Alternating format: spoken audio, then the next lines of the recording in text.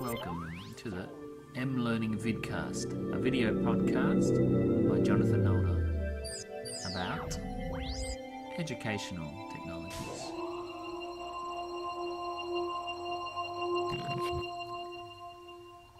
So would you like to be like these people? If you had an iMate Jammin, you could. Proposing to give you a bit of an overview of the iMate Jammin from an educational perspective. Here it is in its Crystal leather case, and here it is without. A shiny screen. Underneath you can see the USB port. There's a headphone socket there too, a red on-off switch, and on top where the SD card fits, you can just pop it out. There it is, and back in again. Now this is the stylus. It's on the side near the power button. You can pull that out. Obviously, it's quite handy to use. The phone can be locked. Oh, don't want you to see what my code is. And it's a Windows Mobile 5 device. That's the latest version. Here it is loading up. Actually takes about 40 to 40 seconds to do a full start.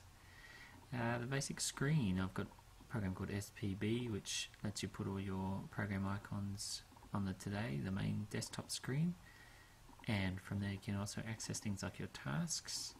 Here's mine. There's a little X close button up in the script there for Windows Mobile. However, it doesn't actually close your programs. You have to have something else like SPB to make the programs fully shut down. I also have WizBar Advance because I'm a Mac user at home. I like to have, there it is, an Apple screen up the top.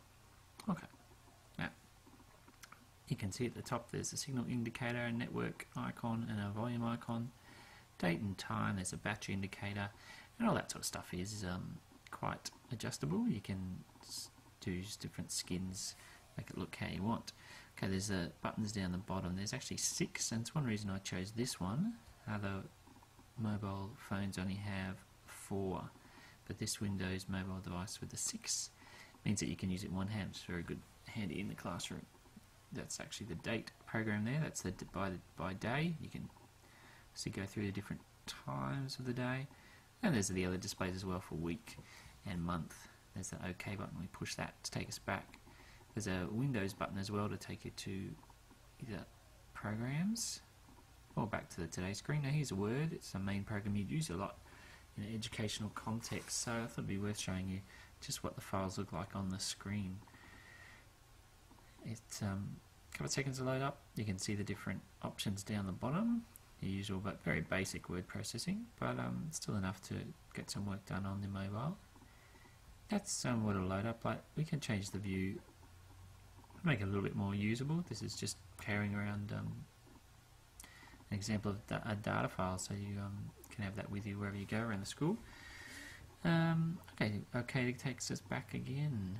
Yeah, comes with a Windows Media Player program, which is very similar if you have a PC. If you've used Windows Media on, now I didn't have any video files on the phone, so here I am using the Bluetooth. You can see it says receiving data to send a video file over from my computer.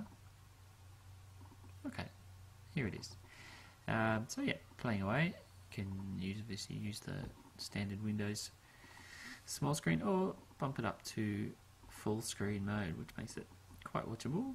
It's actually a larger screen than a video iPod, so although it doesn't have the storage, if you only had a couple of files on it, depending how big your SD card is, you can watch them on here. You can also change the skin if you don't like the standard Windows one, and of course I would choose, there we go, one that makes it look slightly like a black iPod.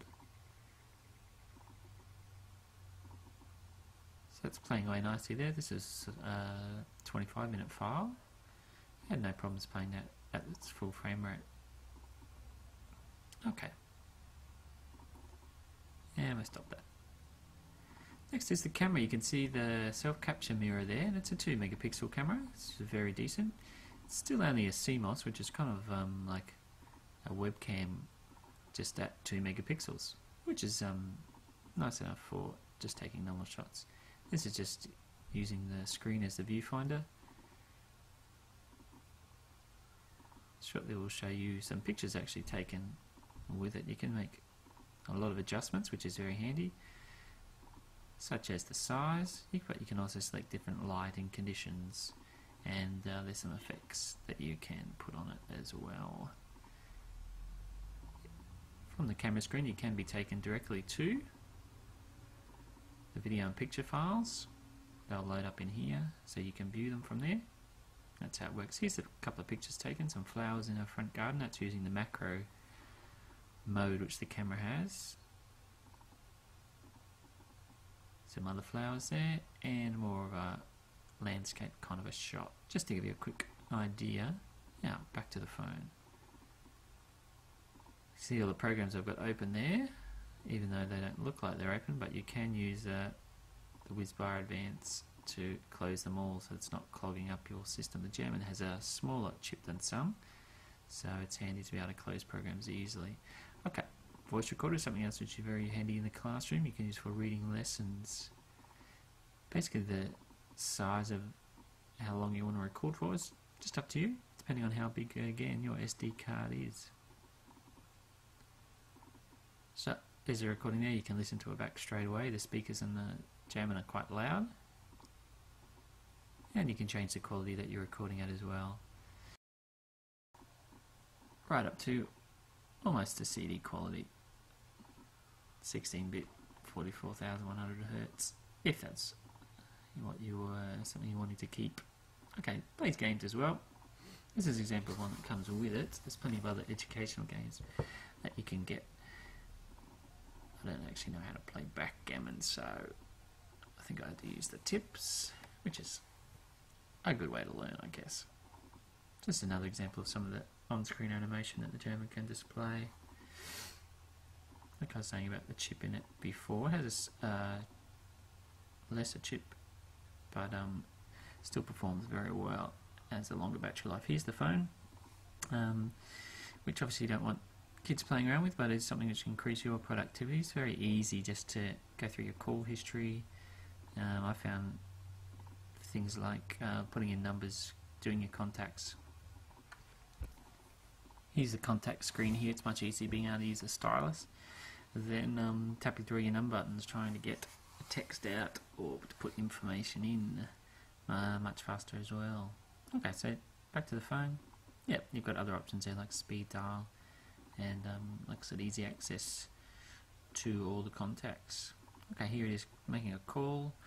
I haven't had any problems with the quality. It sounds pretty good. It's loud enough, and it's just typical for most mobile phones depending on what your reception is. Okay, you can switch the screen around, which is nice, and good for putting in text if it's on a wide screen. Here's some of the different ways that you can enter text. There is on-screen keyboard, which is the one I find I use the most, as you know what you tap is going to appear on the screen. However, there's a block recognizer, and just like the old Palm handheld devices, you can write on the screen. My attempts here weren't that successful. Still learning how to use the block organizer. It didn't seem to be recognising what I was trying to put in an L there, but it was a matter of me not recognising that I'd changed it to capitals. You can also use what's called the letter recognizer. Now this divides into 3, and it's probably easier than the other one just for writing. It seemed to recognise what I was trying to put in as well a lot easier. You've got different sections for capitals and small caps and numbers, and here we go. You can also write directly on the screen,